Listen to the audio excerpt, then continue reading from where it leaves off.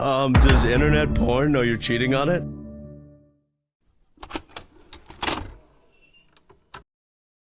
Nice to see you here.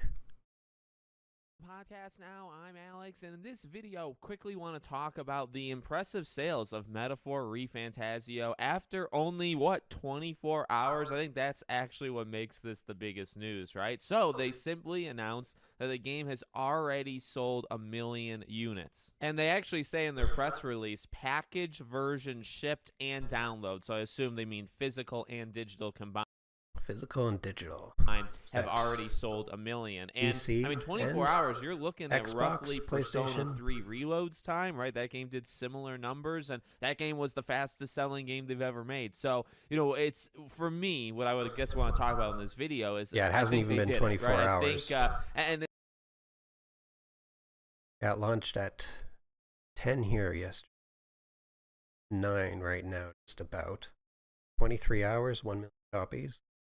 actually, there was no guarantee. You know, you look at Methaphor, and there was a lot of talk over these last couple weeks leading into it of like almost genuine worry, right? And worry because I think a lot of us have played the demo. Actually, nowadays people are playing the full-on game, right? People are probably much further than just the prologue, and it's a legitimately good game. Now, I guess I don't know that for the entirety of the game, but that's where those review scores and what the critics were saying, right? And I just feel like this game is going to give very, very positive word of mouth, right? I think a lot of people are going to play it. It's going to take some time. I mean, but again, actually, that's kind of balanced by, well, it's selling well immediately out the gate, right? So, like, that's great. But then, you know, over time, as people beat this 100-hour behemoth, right?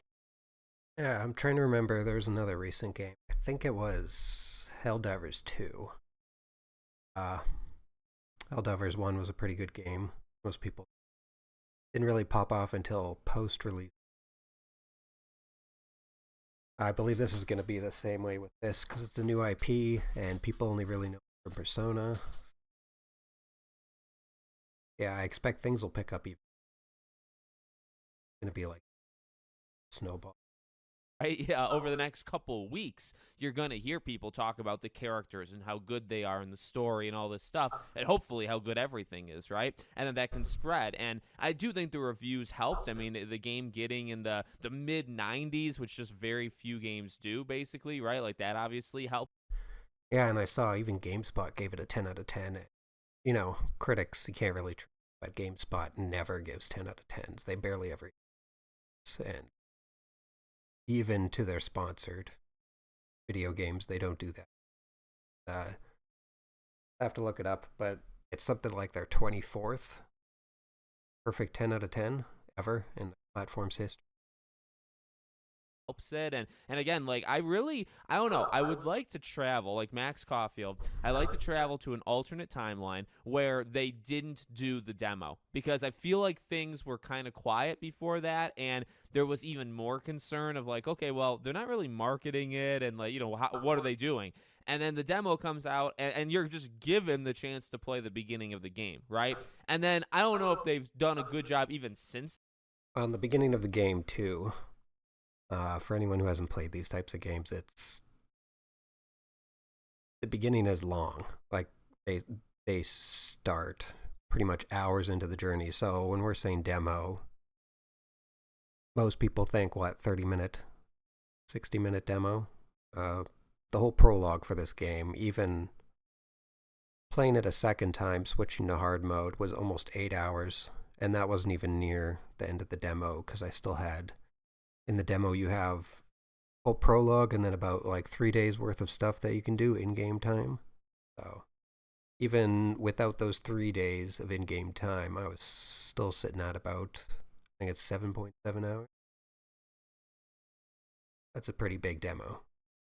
Then at pushing the game, but you could argue, did they have to? Because it's out there, right? You could play the first 4, 5, 6 hours. Some people have put in tens of hours into that demo, and you can just kind of go from there. Content creators can take over and all that jazz, and that's that positive word of mouth I was talking about, right? So, you know, I think everything kind of is balancing out. I think this game has legs, or will have legs, because I just think, you know, as time goes on, and it's going to take people a long time to beat this game. You're not going to beat this game this weekend. But as it goes, goes, I think you're going to see that positive reaction, and it's going to probably do well long term because of it. And then also it already did well, in the beginning. But I guess to kind of close the video, like, they now have another pillar. I was seeing, people kind of talk about it, Shin Megami, Persona. Persona, I think, being that really, really big one. Again, Persona 3 Reload kind of leading the charge in terms of sales initially. I think Persona 6 is going to be their biggest game they've probably ever made, to be honest with you. And then you have this game now. So I think this pretty comfortably, like, joins those ranks, which is good. I mean, it deserves it. For me, even just playing the first, like, 5 hours of the game,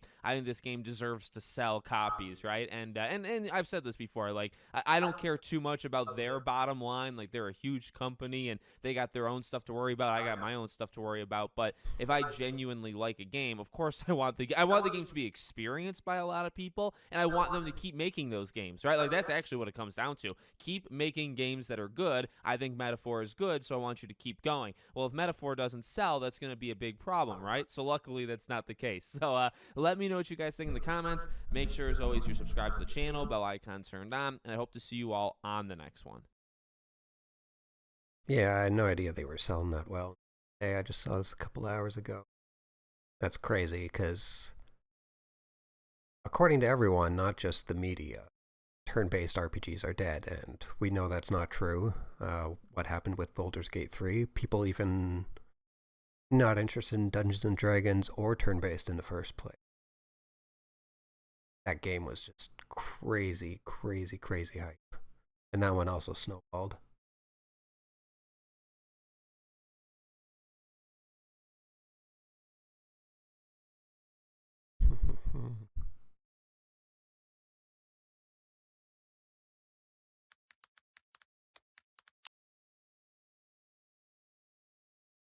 Like, podcast now is already up to 80K subscribers.